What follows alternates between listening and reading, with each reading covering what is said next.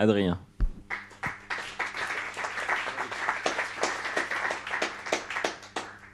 Hi everyone, my name is Adrien. I'm part of the crawler team, but today I'm not going to talk about extracting data from websites. I'm going to talk about a top secret side project that I've been working on besides work. It's how to make Game Boy music in JavaScript. So some of you may know what a Game Boy is, some other people may not know. So I will give you a quick reminder of what a Game Boy is. So basically it sounds like that. You see the Game Boy here, and here you see one of the most famous games on the Game Boy, Tetris. And the majestic music of this little piece of hardware. Really, I got a bit nostalgic about the old game consoles, and that's why I want to talk about that today to you. So first, I would like to cover what makes that music special, the music from the late 80s and early 90s from the video games. I'm going to share you some tricks that we can use to make the music sound better. And at the end, I will show you what I actually built in order to recreate that music from a web browser in JavaScript. So when you record some music or some people speaking with a microphone or a recorder, and you look at the waveform of that file, this is what your audio looks like. Basically, it's a bunch of frequencies all mixed together, and it looks like very random, right? Because you have low frequencies and high frequencies mixing together. When you work on the Game Boy, you don't have this kind of signal. Instead, we use very primitive waveforms.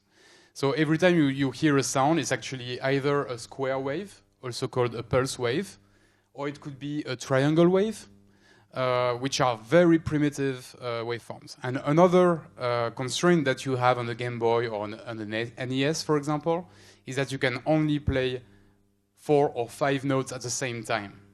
So this is very different comparing to a band playing on stage, for example. Even a guitar player can play 6 notes at the same time, right? Here, overall, for all the instruments, you can only play up to 5. And these 5 notes can only be 2 square waves, 1 triangle, and 1 noise. You may be wondering, why do we use noise for music, right? We use that channel actually to create percussive, like drums, percussive sounds, actually. You will see an example of this.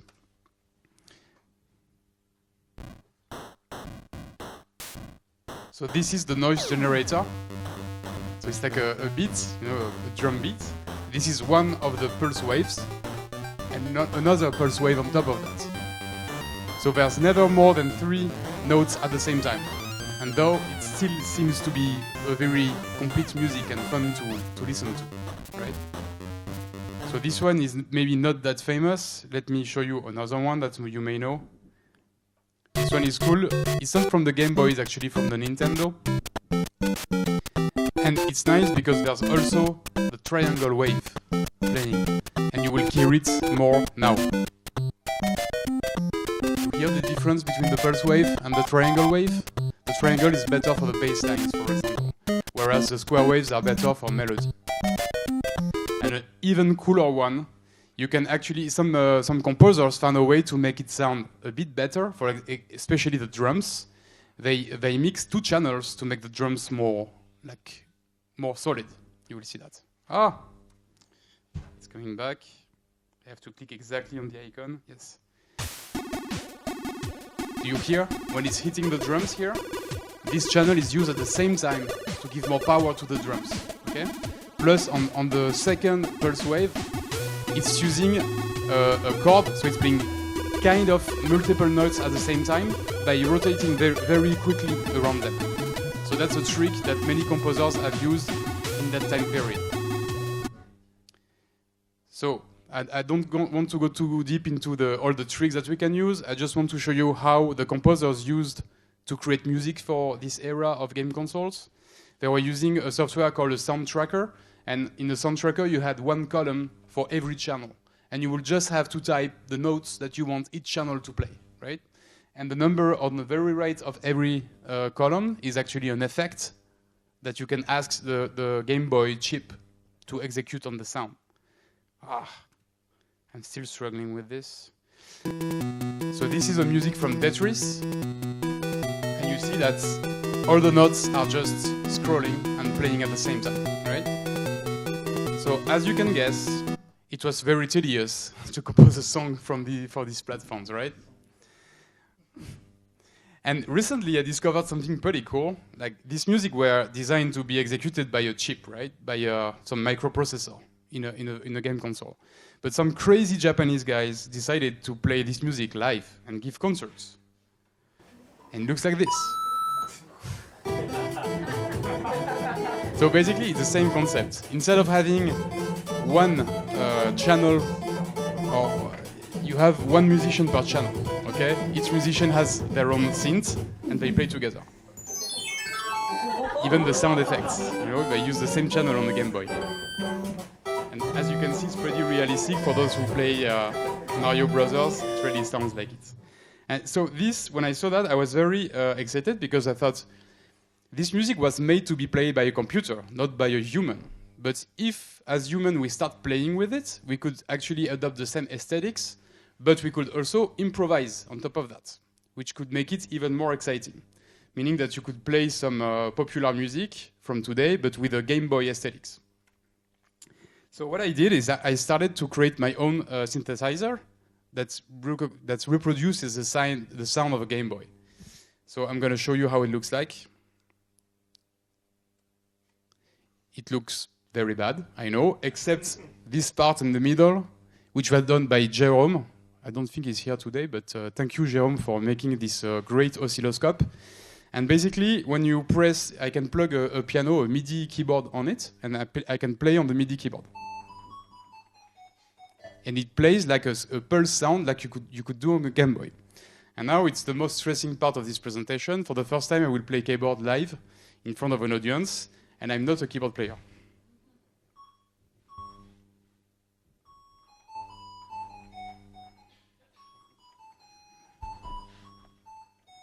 Have you recognized that song? Thank you. I feel almost better now. So this song was from Tetris as well.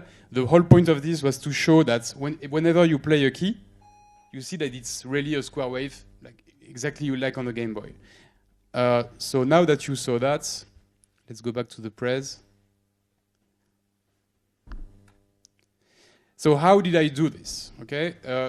First thing you need to know is that in web browsers, recently we added a lot of APIs that make it pretty easy. First thing you need to do is to create what we call an audio context, and this allows you to connect to the speakers of your computer, right? We create a gain, which is just a way to control the volume. It's like a mixing table in a way. When you did that, you can create an oscillator. Oscillator is a way to create the frequency that creates the sound. In that case, we can create a triangle, and we can use the frequency of 440, which is the frequency of A, or La in French, and you connect it to the gain node in order to get the output of the sound from your speakers. And when you call the start function, it will start making the sound. But if you can only play La, you cannot make music out of this, right? You need to be able to play more notes, right? In order to do that, you need to convert them into a frequency. And that's where you need to do a little bit of math. So I didn't invent that formula, I found it online, but it works. Basically, you divide, you create a fraction based on the number of notes. And by using the power function, you can actually move the cursor in that array based on the note that you want to play. And you can pick an octave, meaning that you can play the sound higher or lower in terms of frequency. And when you do that, you get to actually play an actual note from the browser. So that's how the synth that I made worked. So to conclude that talk, I just want to propose a few next steps I would like to do on this project. The first one is to improve the sound a little bit, because it's still possible to add effects on a Game Boy, for example. You can create what is called the ADSR envelope that makes you can simulate a violin or a trumpet or different sounds by modulating the frequency.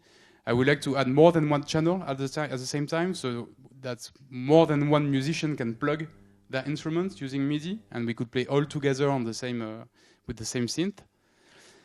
And last, I would like to find some musicians that are better players than me on the keyboard, for example. So I could play the drums, for example. I feel more comfortable with that. And play some Game Boy music live. It could be Game Boy songs, or it could be songs from the radio played with the Game Boy aesthetics. So if you know anybody who is interested in trying that, please let me know. I will be very excited to meet them. Thank you very much.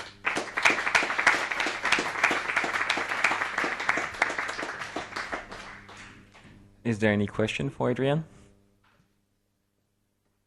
Really? None? No. Yeah, not too bad. Thanks for the great presentation. I'm curious, you're proposing to take new modern songs and play them with the Game Boy aesthetics. Do you have ideas of what areas of the modern music would be suited well to this aesthetic? Metal music? I like that. No, I don't know. I think you could play anything. For example, in the past slides, I showed you a song from the Smurfs, Les Schtroumpfs in French, and it was like a reggae song, which it's not obvious to do a reggae song on a Game Boy, but it kind of works. So I think you could basically play anything as soon as you can recognize the melody of it. That will work. And talking about chiptune-ish songs, do you think there's a way to approximate voices, maybe from the noise and selecting what we get, to have something that is close to a synthetic voice? I'm not sure if you will get a frequency that is enough to reproduce speech, but I do know that on the Game Boy and on the NES, there's a PCM channel, which is a wave channel. Like if you can record sound and actually play it. The only problem will be that the resolution first is very low, so even the speech will not be very easily recognizable. Second issue is that the memory is very, very, very limited on these devices, so you will probably be able to say 2 words and then the memory is out. So yeah. Thanks. Yeah, behind you, Mathieu wants one. Super small question, but could you imagine running it with running a MIDI song with it, like a MIDI track with it automatically? Like, could it be used to interpret basically any song? Almost directly, because the program that I wrote is actually using a MIDI input, so it's basically the same language.